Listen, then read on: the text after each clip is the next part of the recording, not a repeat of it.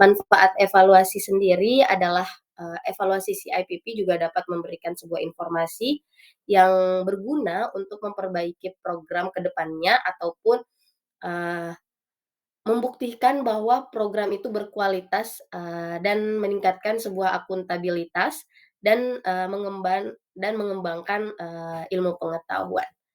Mungkin, dari makalah saya itu yang dapat saya sampaikan. Mohon izin Prof untuk review artikelnya apakah nanti setelah selesai semua atau bagaimana Prof? Masih ada penjelasan tentang konsep? Iya masih ada Kalau Prof di masih iya, pemateri selanjutnya. baik. Kalau masih ada silahkan dituntas, nanti Oh, setelah dituntaskan baru masuk ke artikelnya. baik Prof. Mungkin teman-teman terima kasih atas, kesempatannya. Presentasi Ya, kali ini, saya kembalikan kepada moderator. baik, terima kasih atas presentasinya Saudari Shakila. Kita lanjutkan ke presenter berikutnya, Saudari Adinda Fitra Nirwana. Dipersilakan.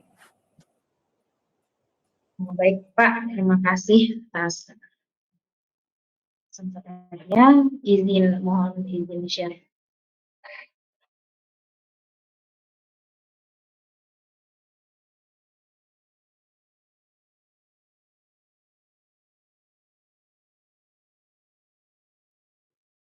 Oke, sudah ada yang muncul? Iya, sudah terlihat. Oke.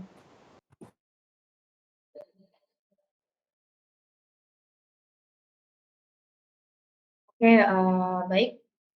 Bisa saya mulai. Oke, bismillahirrahmanirrahim. Assalamualaikum warahmatullahi wabarakatuh. Waalaikumsalam warahmatullahi wabarakatuh. Assalamualaikum warahmatullahi wabarakatuh. Alhamdulillah, rabbil alamin, wabihi nasta'in ala umuri din. Wassalatu wassalamu ala asrofil anbiya'i wal mursalin sayyidina Muhammad wa ala alihi wa sahbihi ajmain. Rabbi shrah li wa yassir li amri wahlul 'uqdatam min lisani yafqahu qawli. Pagi hari ini saya akan mempresentasikan makalah saya yang berjudul evaluasi program model chip, yaitu konteks, input, dan proses dan produk. Adapun pemakalah yaitu saya sendiri, NIM 802002222103. Oke, mohon tegur kalau misalnya tampilannya tidak berpindah, Dik. Oke. Untuk latar belakang pada makalah ini yaitu para profesional mengartikan evaluation is defined as the systematic determination of the quality or value of something. Artinya, evaluasi adalah sebuah sistem yang menentukan dalam perihal kualitas dan nilai sesuatu, apapun. Kemudian kualitas suatu program tidak bisa lepas dari visi, misi, proses, dan tujuan suatu program yang ini dilaksanakan. Evaluasi dalam hal ini sebagai perangkat penentuan tercapai tidak tercapainya suatu proses program. Model CIPP merupakan suatu model yang paling sering digunakan dalam mengevaluasi suatu program, baik dalam program pemerintahan, pendidikan, dan lain-lain. Kemudian pengurusan masalah yang saya masukkan dalam makalah ini yaitu pertama apa pengertian evaluasi program, kemudian apa pengertian evaluasi model CIPP, bagaimana langkah kerja evaluasi model CIPP, kelebihan dan kekurangan evaluasi model CIPP itu sendiri. Kemudian pengertian evaluasi Belum berpindah. poin pertama. Belum berpindah. Tidak berpindah ya? Iya. Oke, berarti begini saja. Kalau misalnya dikasih full, dia tidak pindah. Oke, begini Dik, sudah kelihatan? Oke, baik. Oke, untuk pengertian evaluasi Yang pertama, model evaluasi adalah suatu kerangka kerja yang digunakan untuk mengevaluasi suatu sistem atau program seperti sistem informasi atau sistem manajemen dan program pemerintah. Nah, menurut Staffel Biem yang diikuti oleh Haji Daryanto, evaluasi merupakan proses menggambarkan, memperoleh, dan menyajikan informasi yang berguna sebagai alternatif mengambil keputusan suatu program. Nah, dalam hal ini evaluasi memiliki dua kepentingan, yaitu untuk mengetahui apakah tujuan suatu program sudah tercapai dengan baik. Kedua, untuk memperbaiki suatu program yang masih sementara berjalan menuju tujuan. Dapat evaluator mengarahkan proses pelaksanaan menjadi lebih baik dari hasil evaluasi suatu program. Oke, kemudian agar hasil evaluasi dapat maksimal, maka perlu dilakukan analisis data. Dalam evaluasi program pendidikan, analisis data dapat dilaksanakan melalui tahapan tabulasi data. Tabulasi data kayak pengolahan dan pemrosesan sebuah tabel dengan tujuan agar mudah saat melakukan analisis. Kemudian pengolahan data yang diambil melalui keterangan atau informasi yang berada di lapangan. Kemudian pengolahan data dengan komputer merupakan kemudahan bagi peneliti bila objek yang diteliti memiliki variabel yang banyak. Nah, kemudian masuk kepada pembahasan model CIPP. Nah, model ini model evaluasi CIPP ini dikembangkan oleh Daniel Stavelbeam pada tahun 1966. Nah, Stavelbeam ini menyatakan bahwa model evaluasi CIPP merupakan model evaluasi komprehensif yang memiliki fungsi formatif dan fungsi sumatif. Nah, apa itu fungsi formatifnya? Yaitu memberikan informasi guna memperbaiki dan mengembangkan program. Kemudian fungsi sumatif evaluasi adalah memberikan pertimbangan untuk menentukan keberhasilan atau kelanjutan suatu program. Nah, jenis-jenis evaluasi CIPP ini tentu sudah tadi dibahas oleh saudari pemakalan sebelumnya. Nah, ini juga saya secara singkat, secara poin memasukkan dalam ini evaluasi jenis yang pertama, evaluasi konteks. Nah, utamanya mengarah pada identifikasi kekuatan dan kelemahan organisasi atau program ya, dan pada pemberian masukan untuk memperbaiki organisasi atau suatu program. Tujuan pokok dari evaluasi konteks adalah menilai seluruh keadaan organisasi. Itu konteksnya. Kemudian evaluasi input mengidentifikasi problem, problem, aset, dan peluang untuk membantu para pengambil keputusan mendefinisikan tujuan, prioritas-prioritas, dan membentuk kelompok-kelompok untuk menilai tujuan, prioritas, dan manfaat dari suatu program. Kemudian evaluasi proses dapat meninjau kembali rencana organisasi atau suatu program terdahulu untuk mengidentifikasi aspek-aspek penting dari organisasi yang harus dimonitor.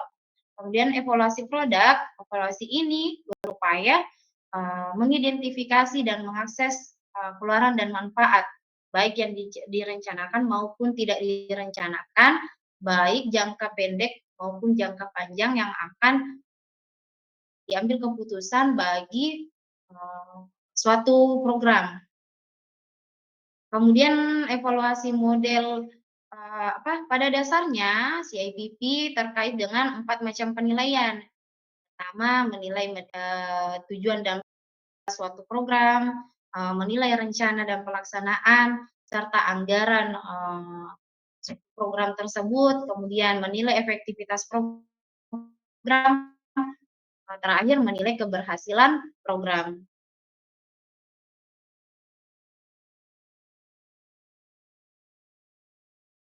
Nah, adapun menilai tujuan dan prioritas ini yaitu dengan membandingkannya dengan kebutuhan, masalah, dan peluang yang tersedia dalam suatu program. Kemudian dalam menilai rencana pelaksanaan dan anggaran dibutuhkan dan dibandingkannya dengan tujuan yang ditarget. Maksudnya adalah menyesuaikan dengan tujuan yang ditargetkan oleh suatu program. Kemudian efektivitas program, terakhir keberhasilan program dengan membandingkan hasil dan efek sampingnya dengan kebutuhan yang ditargetkan. Maksudnya adalah memeriksa efektivitas biayanya, kemudian bagaimana dengan hasilnya, apakah kompetitif, juga menginterpretasikan hasil-hasil yang menghambat pengeluaran upaya sumber daya dan sejauh mana rencana operasional itu baik dan efektif dilaksanakan atau tidak. Nah, langkah-langkah kerja model CIPP itu secara umum langkah-langkah kerja evaluasi dalam model CIPP ini meliputi tiga hal penting dan utama dilakukan, yakni persiapan, pelaksanaan, dan pengolahan hasil. Nah, evaluasi ini dilakukan dengan langkah-langkah menurut Farida, yaitu memfokuskan evaluasi, mendesain evaluasi, mengumpulkan informasi, menganalisis informasi, terakhir melaporkan hasil informasi. Nah, dari uraian tersebut yang ditampilkan di sini dapat penulis simpulkan bahwa langkah-langkah dalam pelaksanaan evaluasi harus sistematis, dimulai dari kajian awal terhadap objek yang akan dievaluasi, mengumpulkan data, informasi, menganalisis data, serta memberikan kesimpulan sebagai proses terakhir dalam evaluasi. Nah, sehingga dalam tahap pencapaian akhir dari evaluasi dapat terstruktur sesuai dengan prosedural yang dipakai sesuai dengan langkah kerja. Kemudian menurut Saffelbaum yang sebagai orang yang mengembangkan model evaluasi CIPP ini, ada 9 checklist yang perlu dipertimbangkan dalam model evaluasi.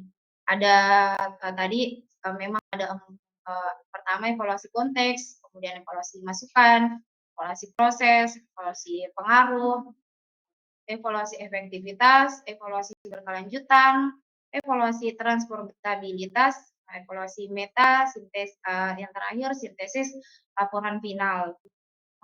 Mungkin nanti boleh teman-teman perhatikan kalau misalnya teman-teman sudah baca juga makalahnya, di situ ada penjabaran dari kesembilan checklist yang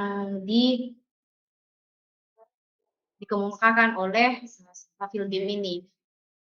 Kemudian terakhir, kelebihan dan kekurangan evaluasi model CIPP ini yang pertama, CIPP memiliki beberapa kelebihan, antara lain lebih komprehensif atau lengkap dalam menjaring informasi. Nah, karena objek evaluasi tidak hanya pada hasil semata, tetapi juga mencakupi konteks, input, proses, maupun produk. Nah, kelengkapan informasi yang dilakukan evaluasi model CIPP ini akan mampu memberikan dasar yang lebih baik dalam mengambil keputusan, kebijakan, maupun penyusunan program-program selanjutnya. Karena dia lebih terstruktur dan lebih detail cara mengevaluasinya. Nah, sedangkan kekurangan atau keterbatasan dari model CIPP ini antara lain dalam bidang program pembelajaran atau di kelas mempunyai tingkat program yang kurang tinggi jika tanpa adanya kombinasi. Hal ini dapat terjadi karena untuk mengukur konteks, masukan maupun hasil dalam arti yang luas akan melibatkan banyak pihak yang akan membutuhkan waktu dan biaya yang lebih. Kemudian kesimpulan yang terakhir, dapat kita pahami secara garis besar bahwa evaluasi dilaksanakan untuk mengukur kuantitas dan kualitas hasil pelaksanaan program. Konsep inti dari model CIPP ini ada konteks menilai kebutuhan, masalah, dan peluang sebagai dasar untuk menentukan tujuan dan prioritas dan menilai pentingnya hasil. Ada evaluasi input, pendekatan alternatif untuk memenuhi kebutuhan sebagai sarana perencanaan program dan mengalokasikan sumber daya. Evaluasi proses, menilai implementasi rencana untuk memandu kegiatan dan kemudian membantu menjelaskan hasil. Evaluasi produk, mengidentifikasi hasil yang dimasukkan dan tidak mengidentifikasi hasil yang dimasukkan dan tidak diinginkan, baik untuk membantu menjaga proses tetap pada jalur dan menentukan efektivitas suatu program. Oke, mungkin itu dari saya. Saran dari makalah kami sangat diterima secara luas. Saran dan kritik dalam penulisan makalah kami, penulis dapat menambah wawasan baru dalam hal yang penulis mungkin tidak temukan di luar sana, pun dalam forum ini, alhamdulillah saya menambah beberapa banyak wawasan. Terima kasih atas perhatiannya. Kurangnya mohon dimaafkan. Wassalamualaikum warahmatullahi wabarakatuh. Saya kembalikan kepada beliau. Assalamualaikum warahmatullahi wabarakatuh. Baik, terima kasih pada pemakalah kedua dari Dinda Fitra Nirwana. Selanjutnya kita lanjutkan kepada pemakalah ketiga, Muslimah. Silakan.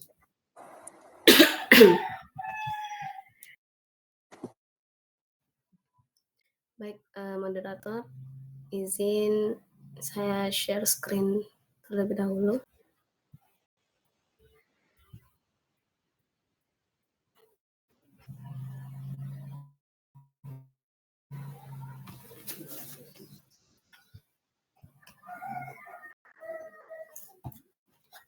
Bismillahirrahmanirrahim. Langsung saja karena tadi sudah dibuka oleh partner atau teman-teman. Jadi dalam presentasi saya kali ini mungkin karena ada beberapa materi yang berulang, saya cuma menambahkan. Pertama dari teman-teman berpindah atau tidak? Tidak. Ya, sudah berpindah. Jadi sebagai latar belakang, ada banyak program tentunya yang dilaksanakan untuk mencapai tujuan dalam pendidikan. Dan dalam program pendidikan terdapat tujuan dan prosedur pelaksanaan untuk menilai apakah suatu program telah dilaksanakan sesuai prosedur yang telah ditentukan. Dan perlu kita ketahui juga bersama bahwa evaluasi digunakan untuk melihat tingkat keberhasilan dan dari suatu program. Kemudian diambil suatu keputusan apakah program tersebut diteruskan, ditunda, ditingkatkan, dikembangkan, atau bahkan ditolak. Jadi pentingnya ada suatu program ini untuk melihat bagaimana, ada evaluasi ini untuk melihat bagaimana sih penerapan program nantinya dalam suatu institusi atau dalam satu sekolah atau dalam satu pekerjaan. Kemudian ada perumusan masalah, tadi sudah ada yang berulang teman-teman, jadi saya lanjut saja ke kode etik model CIPP. Jadi dalam penerapan model CIPP ini tentunya juga ada kode etik yang harus diperhatikan. Yang pertama adalah prinsip demokrasi, kesetaraan, dan keadilan. Nah, prinsip demokrasi, kesetaraan, dan keadilan ini evaluasi harus didasarkan pada prinsip-prinsip demokrasi, kesetaraan, dan keadilan. Kemudian ada yang kedua, kepentingan pemangku kebijakan, yang mana melihat mereka yang akan menggunakan evaluasi, memperhatikan siapa saja yang mungkin terkena dampak evaluasi, kemudian melibatkan mereka yang diharapkan berkontribusi terhadap evaluasi yang sedang berlangsung. Kemudian proses membangun konsensus atau kesepakatan. Nah, di sini menentukan jadi adanya kesepakatan bersama untuk bagaimana menentukan pertanyaan dari evaluasi, kemudian memperjelas kriteria kelayakan yang akan dinilai, kemudian memberikan informasi yang diperlukan, selanjutnya membantu menemukan temuan yang saling terkait. Adapun yang keempat adalah keterlibatan berkelanjutan, yang mana di sini mencakup membuat pemangku kebijakan memahami, menghargai, dan menindaklanjuti temuan dan kesimpulan evaluasi. Kemudian menekankan pentingnya keadilan dalam melibatkan dan menginformasikan semua pihak. Jadi penting untuk adanya hal seperti ini agar nantinya proses evaluasi itu berjalan dengan sesuai keinginan dan adil tentunya. Dan tahapan evaluasi ini juga sudah dibahas tadi oleh Kak Dinda untuk bagaimana memfokuskan evaluasi. Kita fokus pada satu program yang apa sih, program apa sih yang akan kita evaluasi, kemudian mendesain evaluasi tersebut, menyusun untuk bagaimana bisa terlaksana dengan baik, kemudian mengumpulkan informasi, menganalisis informasi, dan melaporkan hasil informasi. Untuk karakteristik evaluasi model CIPP, mungkin di skip saja, kemudian kita lanjut ke kelebihan dan kekurangan. Dan ada beberapa poin juga kelebihan dan kekurangan yang menurut saya berbeda juga. Dari ini merupakan bisa menjadi tambahan sedikit terkait bagaimana sih kelebihan dan kekurangan dari model CIPP itu. Dan yang pertama itu ruang lingkup yang luas, menilai lebih komprehensif, yaitu menyeluruh dan akurat, kemudian tidak berfokus pada hasil akhir, tetapi fokus pada bagaimana proses meliputi konteks, input, proses dan produk yang dihasilkan. Jadi tentu saja jika kita fokus pada keempat poin ini, kemungkinan bukan lagi menjadi sebuah kemungkinan, tapi tentu saja akan menghasilkan hasil yang diinginkan karena sudah dilakukan secara terperinci, terurut, dan sesuai aturan-aturan yang telah ditetapkan dalam CIPP. Kemudian evaluasi bersifat komprehensif atau menyeluruh. Dan untuk kekurangannya, memerlukan waktu dan sumber daya yang banyak karena bersifat kompleks. Itu salah satu kekurangan yang mana karena terbilang sangat terperinci sehingga sedikit ada keluhan bahwa ini memiliki ini suatu evaluasi yang cukup ribet, tapi melihat dari susunan aturan-aturan untuk mencapai hasil yang lebih baik itu tentunya harus disusun dengan baik, tapi itu menjadi salah satu keluhan saja terkait bagaimana penerapan CIPP yang cukup rumit tapi memberikan hasil yang baik. Kemudian memerlukan SDM yang terlatih dan teknologi yang tepat. Tentunya ini menjadi kendala untuk daerah program-program yang mungkin kekurangan dalam segi teknologi atau mungkin institusi yang memiliki yang kurang dalam sumber daya, termasuk guru yang profesional misalnya, kemudian masih memerlukan modifikasi dalam penggunaan model CIPP khususnya dalam evaluasi program pembelajaran di kelas.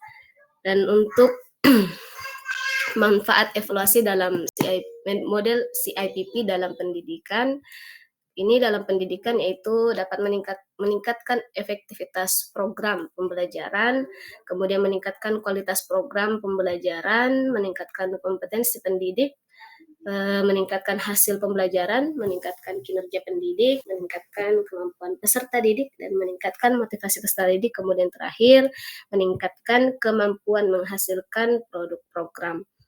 Jadi untuk yang terakhir adalah kesimpulan, model CIPP konteks input proses produk adalah alat evaluasi yang komprehensif dan fleksibel yang dirancang untuk memastikan kualitas program dan mengidentifikasi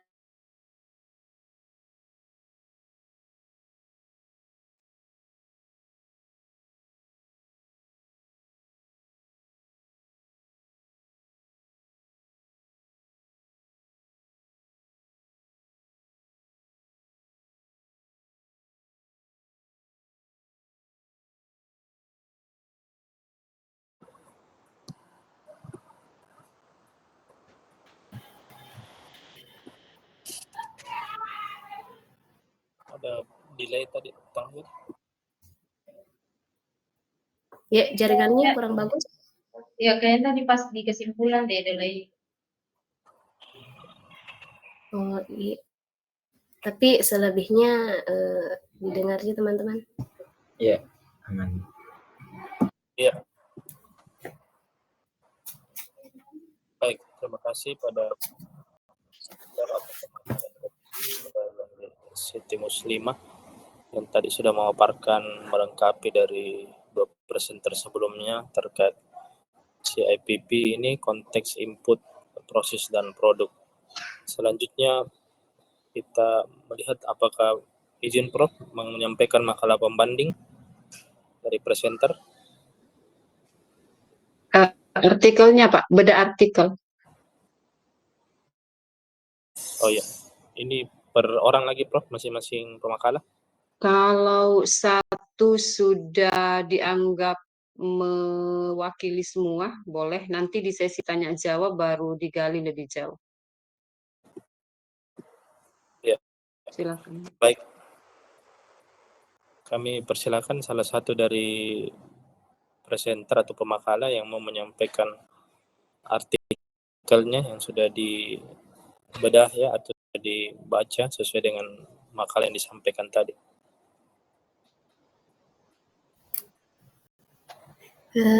Gila, Kak Dinda.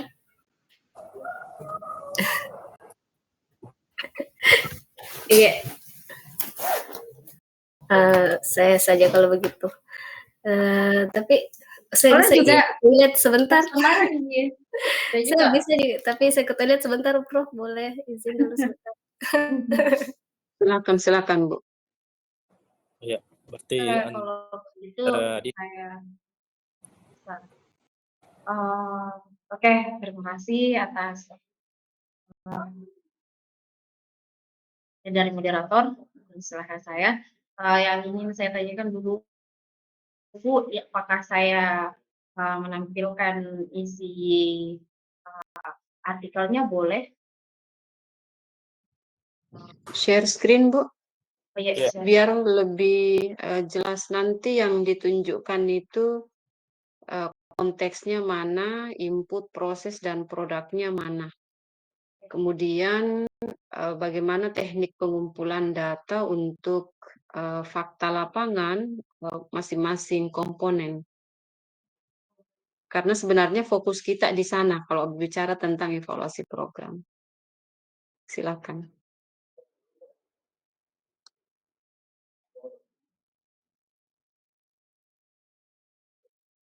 Oke, baik. Saya akan mencoba untuk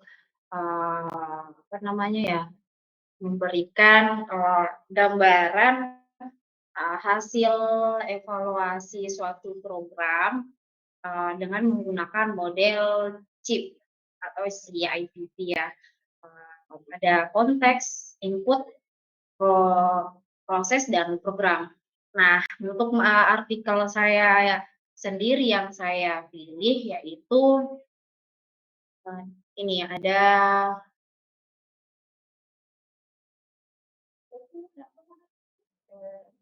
ini ya yang saya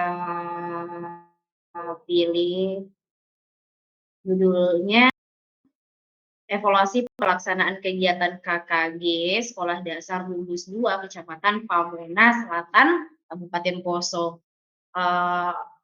Kenapa saya memilih dari artikel ini? Sebagaimana pengalaman saya mengajar di SD, saya sering menjadi perwakilan dari sekolah untuk mengikuti kegiatan KKG di Gugus 1 Antang. Namanya Gugus 1 Antang Kelurahan Manggala.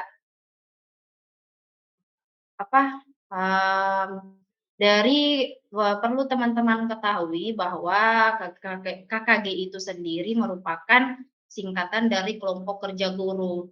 Nah, yang dilakukan dalam kelompok kerja guru itu adalah kegiatan kelompok kerja guru yang disingkat KKG ini merupakan mitra kerja lembaga penjamin mutu pendidikan dalam meningkatkan mutu pendidikan.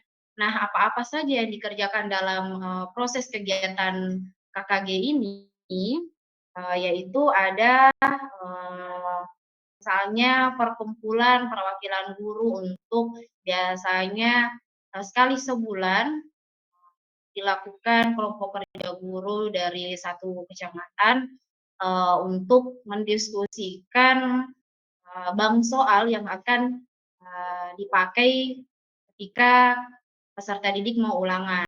Boleh juga apa namanya kayak pembekalan-pembekalan bagaimana tahap awal kita membuka suatu proses belajar mengajar di sekolah. Nah, untuk penggunaan model CIPP ini, nah CIPP ini kan yang paling penting memakai 4 jenis, yaitu tadi C-nya adalah konteks. Nah, ini teman-teman boleh perhatikan di sini. Penelitian ini menggunakan evaluasi model CIPP dari Staffelbaum. Responden dan sampel adalah guru-guru SD gugus 2 berjumlah 50 orang. Nah, untuk ini menggunakan kuesioner sebagai pengumpul data. Yang pertama kan dalam evaluasi ini memakai model CIP, yang pertama variabel konteksnya, variabel input, variabel proses, dan variabel produk. Nah, untuk variabel konteksnya yang pertama yaitu deskripsi mengenai latar evaluasi pelaksanaan kegiatan KKG yang meliputi satu organisasi dan administrasinya bagaimana di KKG ini. Kemudian kebijakan pemerintah dalam proses dalam konteks pelaksanaan KKG ini seperti apa. Dukungan sekolah-sekolah yang ada dalam gugus 2 itu bagaimana. Kemudian 4, dukungan masyarakat. 5, keadaan geografis. Ini untuk variabel konteksnya. Yang pertama, yang Ibu Adinda, saya Ibu. luruskan ya. Mungkin lebih tepat kalau mempergunakan komponen konteks, Oh ya, meskipun di artikel ini mempergunakan kata variabel. iya, Komponen konteks. oh ya, ya. Ya, silakan dilanjut. Tapi sejauh ini aman Ibu. Siapa tahu saya yang salah paham cara menjelaskannya. Mohon di Ya, jadi yang memang harus ditarik keluar dari artikel ini adalah data apa terkait dengan konteks, ya. begitu juga data apa terkait dengan input, proses, dan produk. Oke. Kemudian fakta lapangan itu mengumpulkannya dengan teknik pengumpulan data apa dan mempergunakan instrumen seperti apa, kemudian menganalisis. Di situ nanti kita akan melihat bagaimana model CIPP ini dipergunakan di dalam mengevaluasi program. Nanti kemudian setelahnya Ibu bertiga harus menunjukkan kriteria, karena kan minggu lalu kita sudah membahas kriteria yang menjadi dasar utama di dalam penarikan kesimpulan dan perumusan rekomendasi dalam penelitian evaluasi program. Ya, udah benar tadi. Silakan, Bu. Saya hanya mau meluruskan. Meskipun artikel ini mempergunakan kata variabel, tapi sebenarnya paling tepat adalah komponen konteks, komponen input. Ya, akhirnya kalau mempergunakan kata variabel, itu nanti memiliki atau bisa memiliki makna yang beragam di pendengar. Silakan. Oke, baik, terima kasih Bu atas pembicaraannya. Nah, ini yang tadi saya perlihatkan kepada teman-teman, ini untuk variabel konteks dari model CIPP ini. Yang itu pertama tadi ada organisasi dan administrasi kegiatan, kemudian kebijakan pemerintah, ada dukungan sekolah, kemudian dukungan masyarakat dalam keadaan geografis. Kemudian variabel input merupakan daya dukung yang diperoleh dalam pelaksanaan kegiatan. Ini lanjutannya di atas. Nah, dalam komponen inputnya pertama, dalam komponen input kegiatan KKG ini yang pertama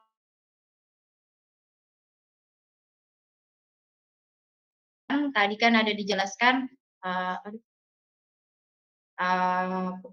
tahap tadi kan ada dijelaskan tahap dari penggunaan CIPP kan membahas tentang pembiayaan kegiatan, dokumen kurikulum seperti pengolahan data, sarana dan prasarana yang kayak kondisi lapangannya bagaimana, bahan belajar, kondisi sekolah. Ini masuk dari kategori komponen input. Kemudian komponen prosesnya dari model CIPP ini dalam melakukan evaluasi program ada pertama pelaksanaan pembelajarannya, kemudian fungsi manajerial, ketenagaan guru, kondisi program pembelajaran, ada efektivitas pembelajaran, supervisi, efisiensi waktu dan hasil, kemudian pemanfaatan sarana dan prasarana, terakhir kendala yang dihadapi. Ini masuk dari kategori komponen saya berbeda warna. Oke. Ya. Bisa diberi warna yang berbeda enggak, Bu? Berbeda Iya. dari komponen konteks sehingga memudahkan teman-teman untuk melihatnya. Google mencari kembali. Nggak bisa ya? Oke, lanjut saja kalau gitu. Oke, kemudian ini agak hijau, ini agak beda sedikit lah, Bu. Kemudian variabel produk, hasil kegiatan, variabel. Maksud kami komponen produk, hasil kegiatan pembelajaran yang mengarah pada hasil kegiatan KKG berupa ketercapaian tujuan yang ditetapkan, kemudian kemampuan merencanakan pembelajaran, 3 kemampuan melaksanakan proses pembelajaran, 4 kemampuan melaksanakan penilaian evaluasi pembelajaran, mutu keluaran dari kegiatan KKG, dampak terhadap hasil belajar siswa. Oke.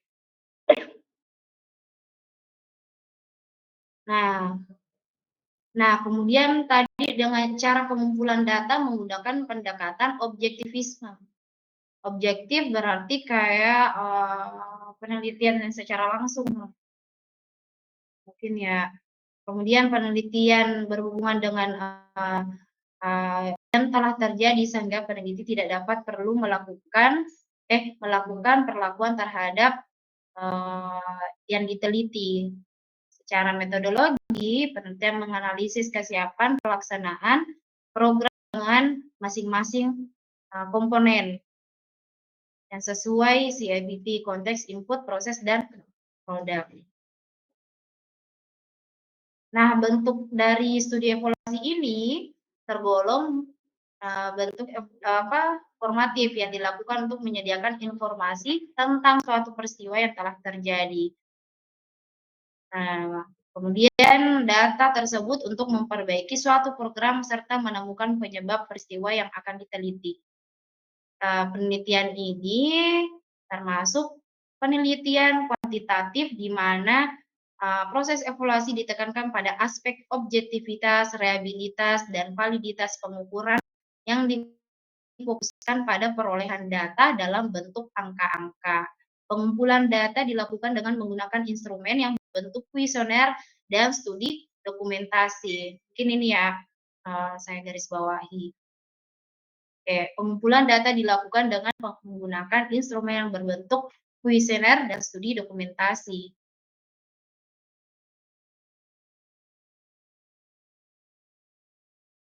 Nah, ini yang menjadi hasil dari penelitian ini.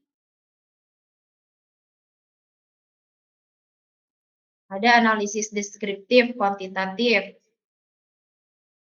Ini ya teman-teman, ideal teoretik oleh hasil rata-rata komponen konteks.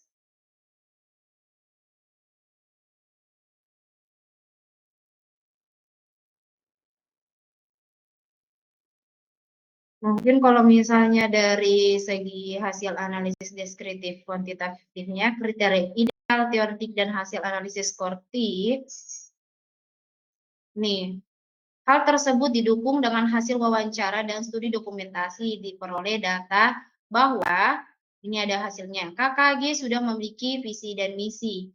Kedua, adanya dukungan pemerintah berdasarkan surat keputusan Dinas Pendidikan Kebudayaan Kabupaten Poso tentang penetapan KKG SD gugus 2 Kecamatan Pamunas Selatan Kabupaten Poso 3.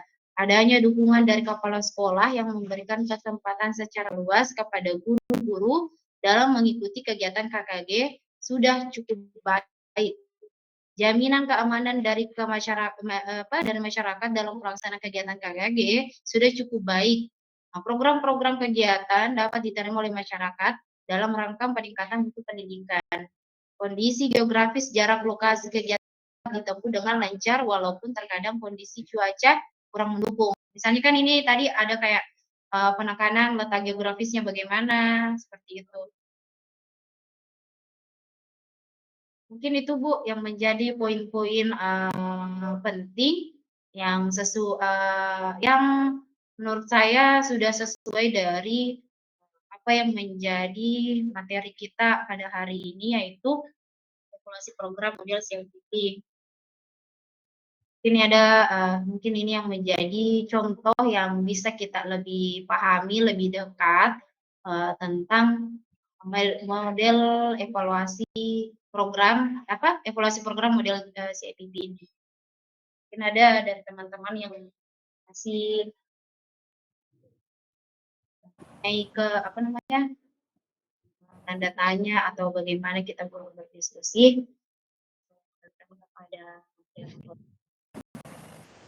Ya, terima kasih Saudari Adinda telah menyampaikan bedah makalah tadi dengan judul evaluasi pelaksanaan kegiatan KKG di SD Gugus 2 Kabupaten Poso tadi. Baik, Prof, apakah dilanjutkan makalah dari presenter lain atau dibuka sesi tanya jawab? Ke sesi tanya jawab Pak Rahmat karena udah jam 11. Oh ya. Nanti di respon terhadap pertanyaan bisa sambil memperlihatkan penerapannya di artikel lain. Silakan. Ya, baik. Kami buka sesi tanya jawab yang pertama untuk 3 penanya. Pada teman-teman audiens dipersilakan yang ingin bertanya bisa raise hand atau langsung di open mic-nya, silakan.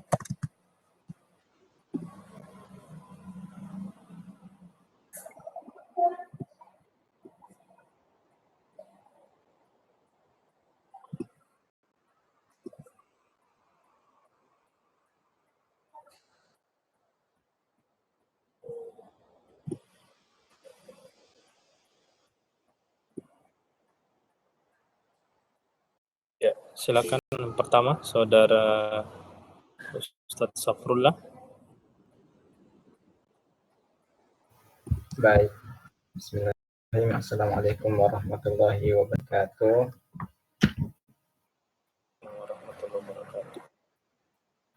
Terima kasih banyak atas waktu dan kesempatannya yang telah diberikan.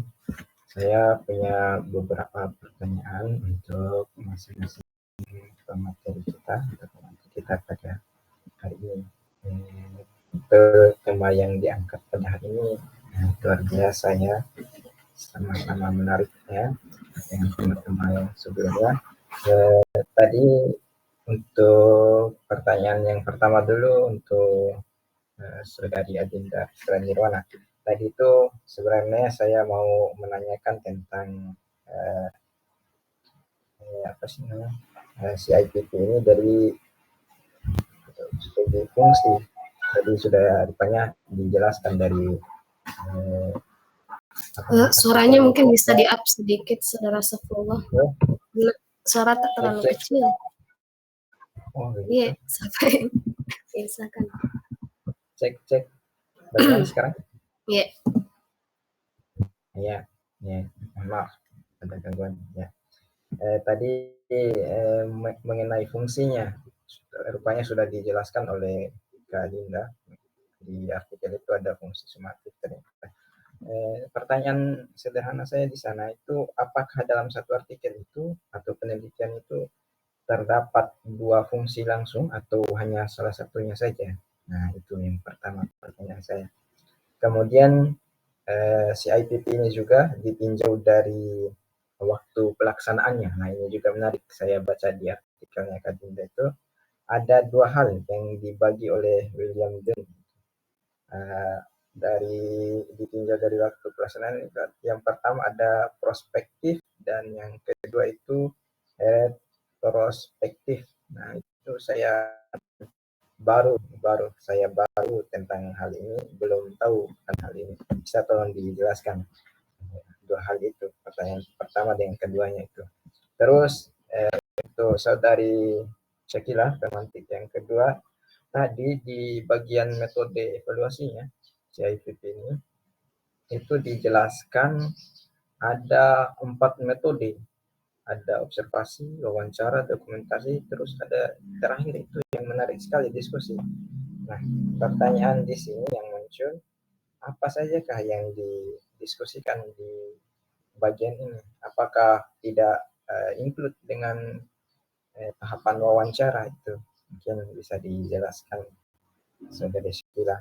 Terus untuk pemantik terakhir supaya adil terbagi rata jawabannya, satu hal yang menarik juga untuk Kak Imah itu, karena dari tiga pemantik belum ada yang singgung mengenai sejarah, bolehlah Kak Imah berikan sejarah mengenai evolusi model CIPP ini.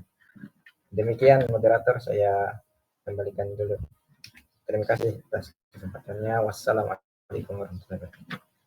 Waalaikumsalam warahmatullahi wabarakatuh. Ya, sangat adil ya, Saudara Ustadz Safrullah. Untung udah cukup 4 ini, 3 aja pemantik tadi. Baik. Mungkin satu penanya lagi, karena ini sudah ada masing-masing satu penanya. Satu penanya untuk masing-masing satu pemakalah. Mengingat waktu juga, mungkin satu penanya lagi kalau masih ada, silakan. Oh ya, Saudari Wahidah, dipersilakan. Baik, terima kasih banyak moderator. Bismillah. Berkaitan dengan model CIPP ini, saya sedikit searching tadi dan kebanyakan artikel yang membahas tentang model CIPP ini berhubungan dengan bimbingan konseling. Rata-rata artikel yang saya temukan itu evaluasi program yang dari bimbingan konseling. Mungkin langsung saja semua atau mungkin salah satu dari pemateri bisa memberikan pendapatnya atau kira-kira mengapa lebih banyak evaluasi model CIPP ini lebih banyak dari bimbingan konseling. Terima kasih, moderator. Ya, ini diperuntukkan untuk kepada semua pemakalah juga ya, untuk meminta pendapatnya. Ya, bagaimana saudara pemakalah, ada sumber?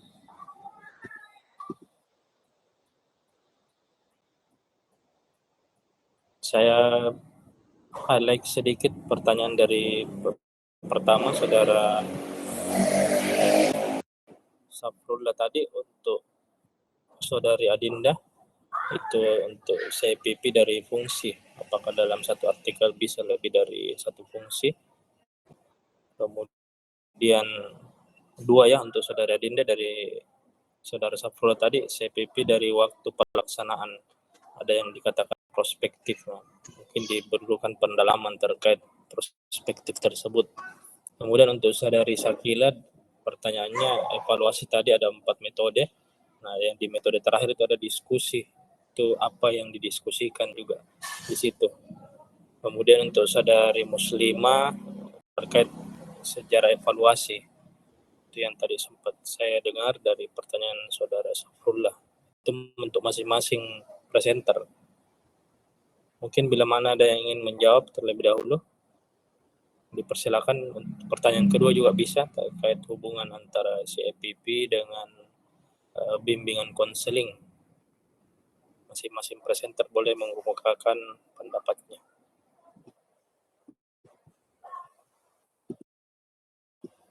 Saudara Safrullah sudah menjempol padahal belum dijawab ini. Baru mau dijawab oleh pemakalah.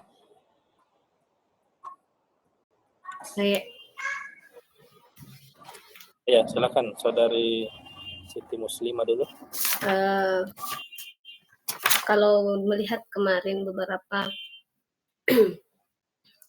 bentuk pertanyaan, tadi bentuk pertanyaannya, mungkin saya juga bisa menambahkan sedikit jawaban pertanyaan dulu dari siapa tadi ya, yang Saudara Safrullah yang ditujukan kepada Saudari Syakila tentang adanya metode diskusi dalam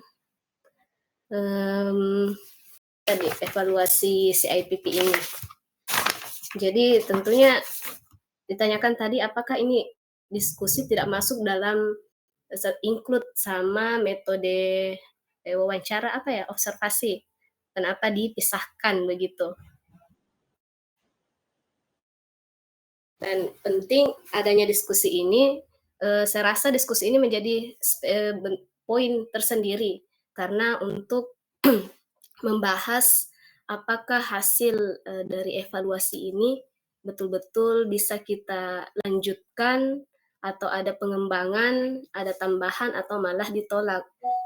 Jadi penting untuk jadi salah satu poin di luar dari metode-metode yang lain karena itu menjadi akhir dari kesimpulan akhir dari hasil penelitian kita, hasil melakukan evaluasi untuk mengikat bahwa apakah ada penambahan atau nggak usah diteruskan sama sekali atau malah ditingkatkan seperti itu. Jadi penting adanya sebuah diskusi antara evaluator yang lain dan evaluator yang satunya lagi. Kemudian terkait sejarah CIPP ini, jadi sudah disampaikan juga tadi beberapa teman-teman.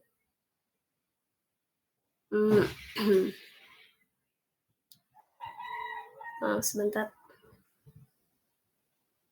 Jadi model CIPP konteks input proses produk adalah salah satu model evaluasi yang paling banyak digunakan, yang mana sejarahnya adalah Daniel L.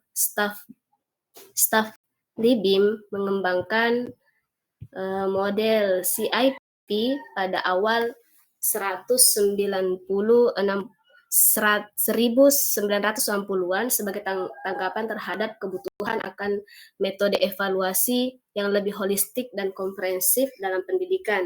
Dan sebelum model ini, banyak evaluasi yang berfokus pada hasil akhir. Dan setelah ada juga referensi yang saya temukan setelah membuka beberapa video-video di YouTube, setelah ditemukan oleh Daniel L. Staff-Libim, kemudian dikembangkan kembali pada tahun mana ya tadi itu?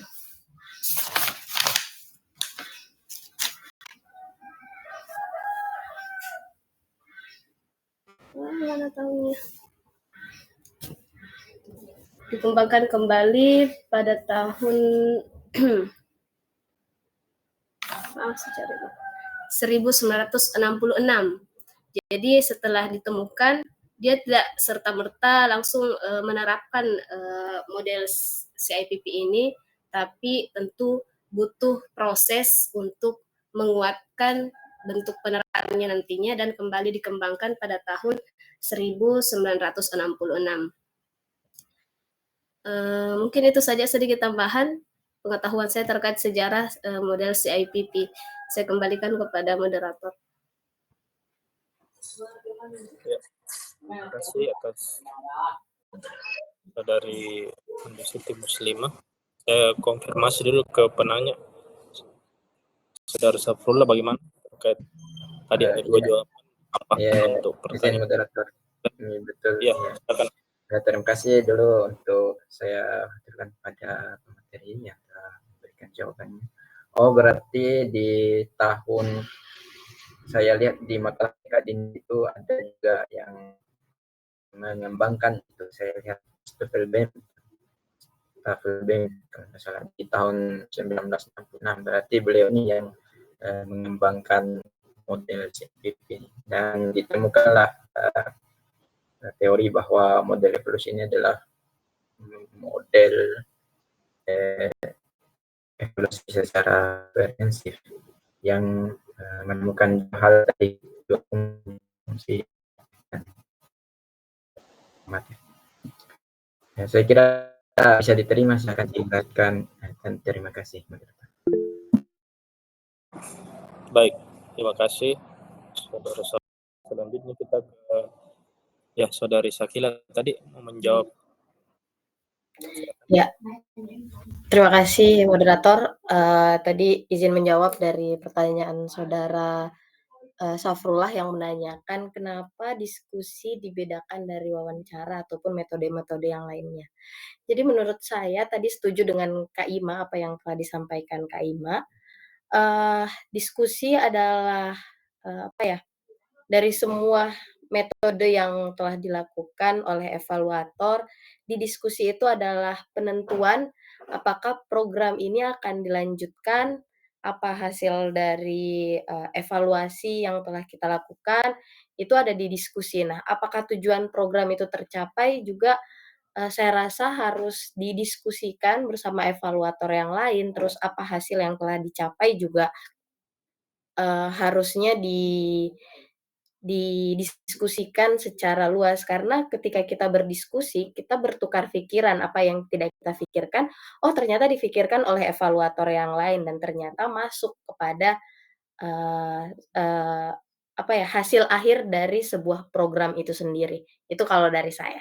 Terus untuk saudara Safrullah, terus untuk menjawab dari pertanyaan saudari Wahida tadi yang menanyakan, kenapa sih model CIPP itu lebih banyak digunakan di dalam program bidang konseling?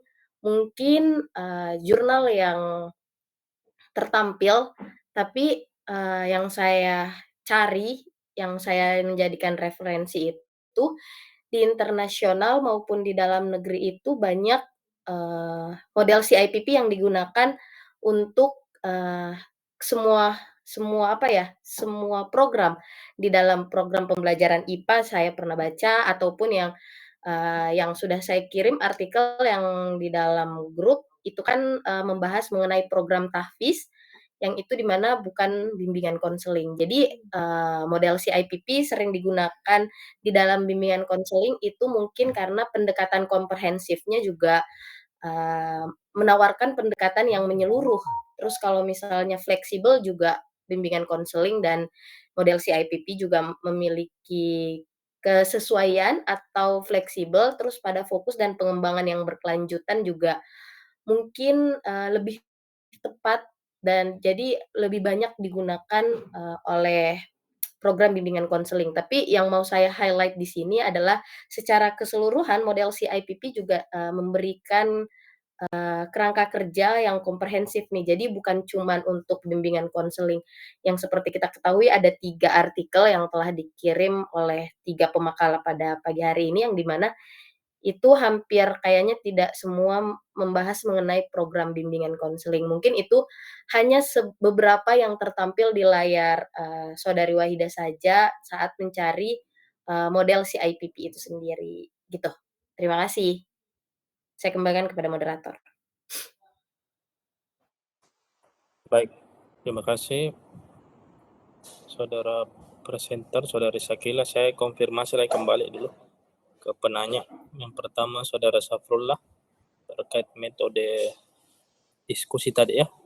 Silakan. Terima kasih saudara Sakila dengan Kaimah.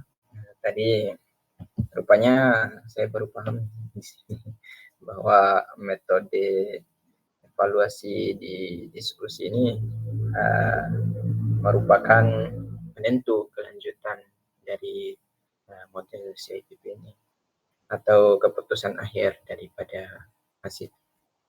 Saya kira saya kembalikan ke Pak Ahmad. Terima kasih jawabannya. Ya, terima kasih Di penanya kedua tadi juga sempat dijawab oleh Saudari Sakila. Bagaimana Saudari Wahida? Ya, terima kasih. Mungkin memang layar beranda pencarian saya yang kebanyakan muncul tentang BK yang berhubungan dengan CIPP ini yang muncul dan tentang BK kebanyakan. Ya baik, terima kasih. Mantap. Ya, ini sudah dapat jempol langsung, bukan lagi stiker yang dikirim. Terima kasih Saudari Wahida. Masih ada satu presenter, Saudari Adinda. Silakan untuk menjawab pertanyaan Saudara Safrullah dan mungkin ada tambahan untuk pertanyaan Saudari Wahida tadi, karena ini bimbingan konseling ke semua presenter ditanyakan pendapatnya. Silakan.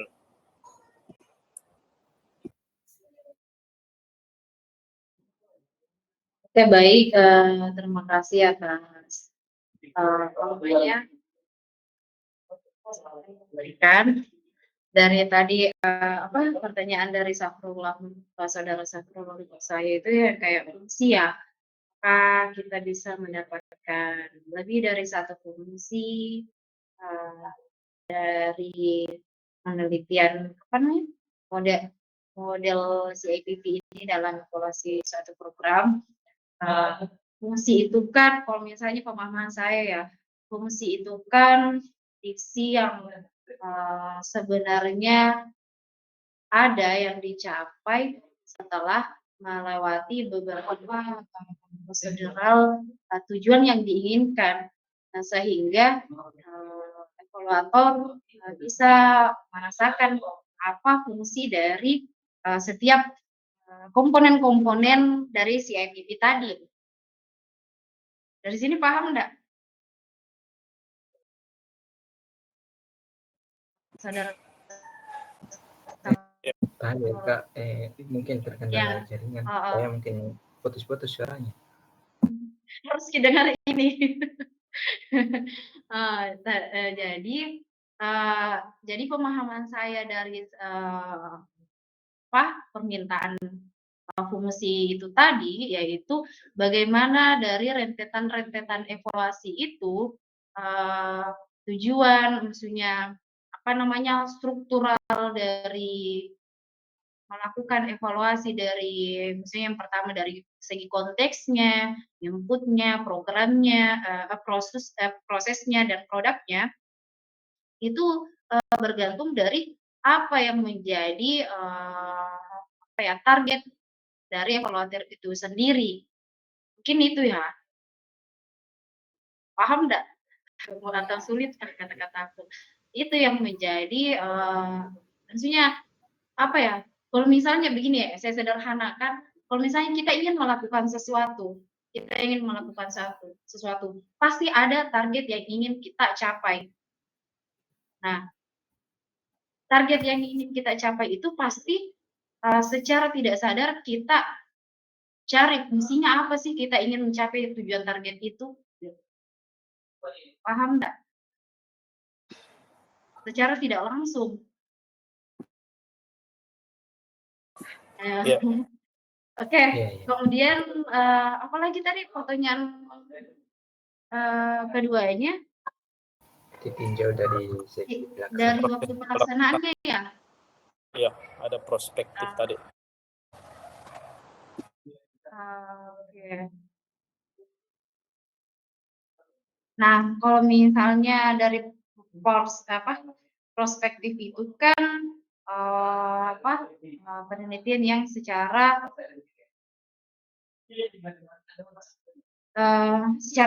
menyeluruh ya, pengolahan data dan informasi yang bersifat subjektivitas. Sulit ya. Kayaknya tidak ada tadi bahas deh perspektif dari tapi kalau misalnya langkah-langkah langkah-langkah model CIPP ini kan tadi ada saya membahas kayaknya di makalah saya membutuhkan waktu yang lama ya. Dia membutuhkan waktu yang lama sehingga membutuhkan anggaran yang agak besar dari waktu yang digunakan dalam penelitian ini, evaluasi ini. Ini itu yang bisa saya jawab sesuai dengan kemampuan saya.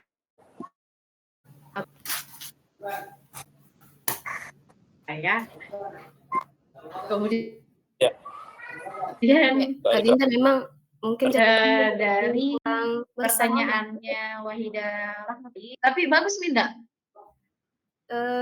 Agak putus-putus Kak, jadi udah Ya, ini bagus jalan. lagi. Bagus nih. Iya, bagus nih. Ya, ini mau dievaluasi. Tadi memang nggak nyorong tadi semua hilang. Bagus ini. Oke. Mungkin itu kalau misalnya dari pertanyaan Wahida Rahma, bagus sih. Terus hilang-hilang mukanya orang. Iya, bagus. Lanjut Kak. Nah, dari pertanyaannya Wahida Rahmat tentang kenapa saudari banyak menemukan artikel tentang bimbingan konseling, evaluasi bimbingan konseling menggunakan model CIPP ini. Itu kan bergantung dari apa yang ingin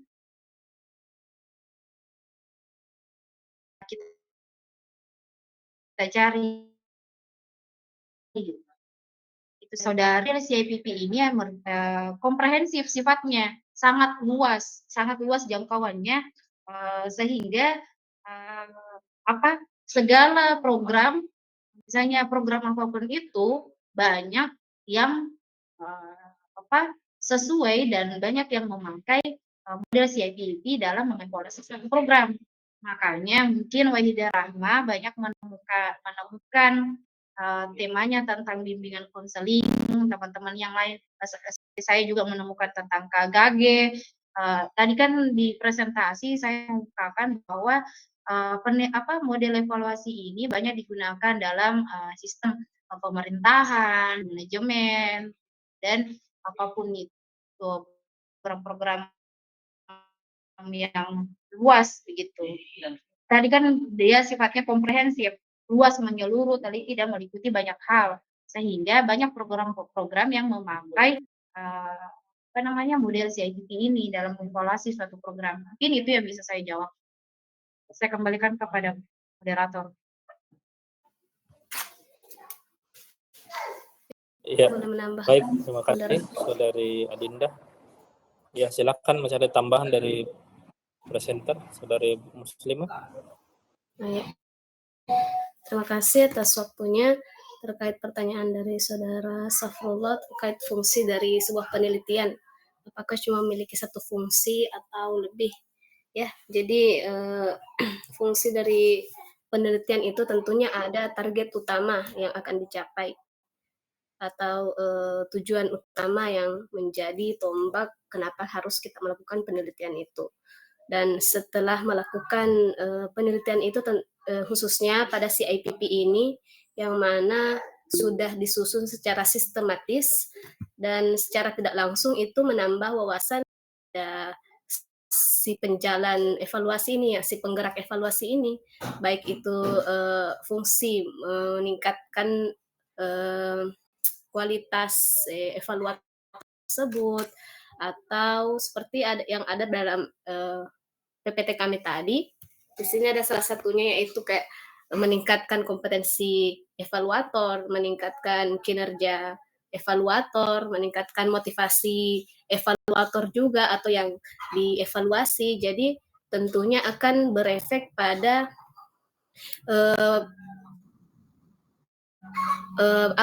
pribadi personal yang menjalankan sebuah penelitian tersebut, selain dari menuju kepada target utama dilakukannya penelitian.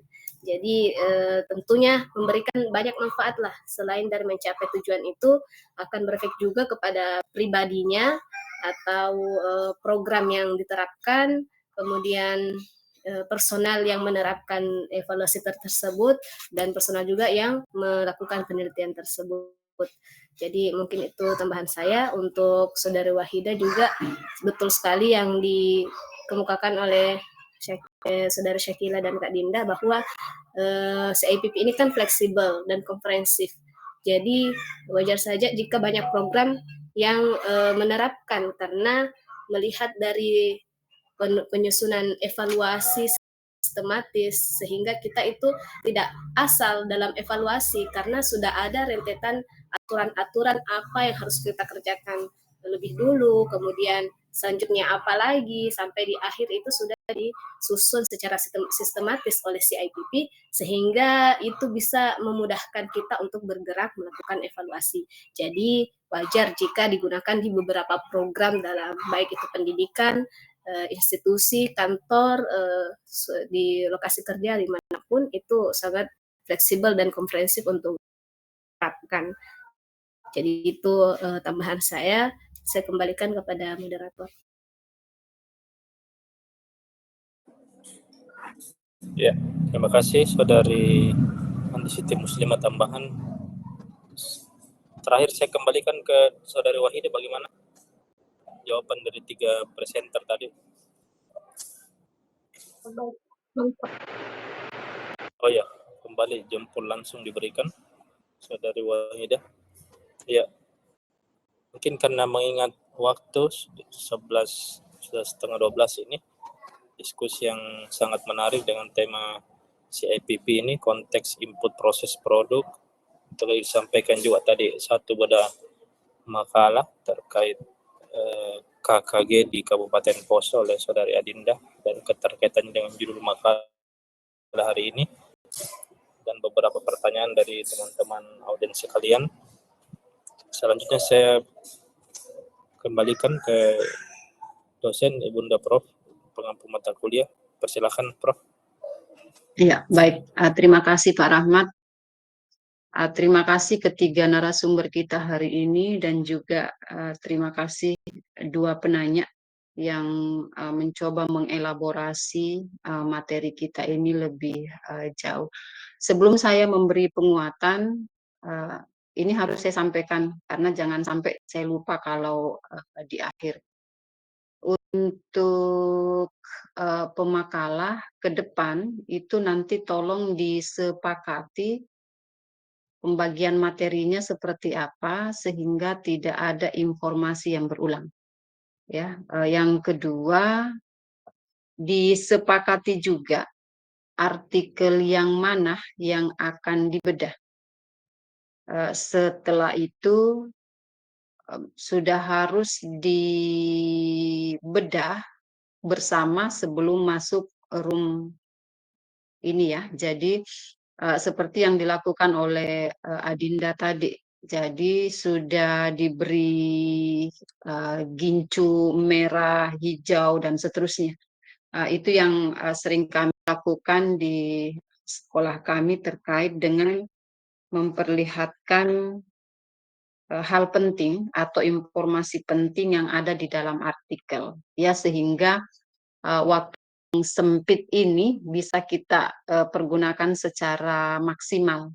Ya, itu untuk pemakalah berikutnya untuk model core level dan kalau saya tidak salah content and stack ya yang kita turunkan di mata kuliah kita ini.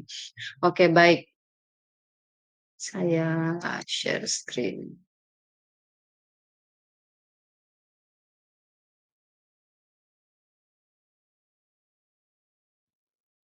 Baik, saya fokus ke hal-hal yang saya tidak akan berbicara.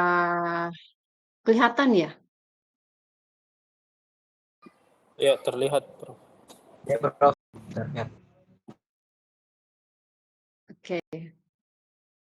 Ketika berbicara tentang CIPP, ya sebenarnya kita berbicara tentang model evaluasi yang sebenarnya bertujuan untuk memperbaiki. Ya, jadi kalau misalnya Bapak Ibu membaca banyak referensi terkait dengan model ini, maka hampir semua di sana mengatakan bahwa model ini itu tujuannya untuk memperbaiki program yang sedang kita evaluasi. Model ini kenapa banyak dipergunakan? Karena model ini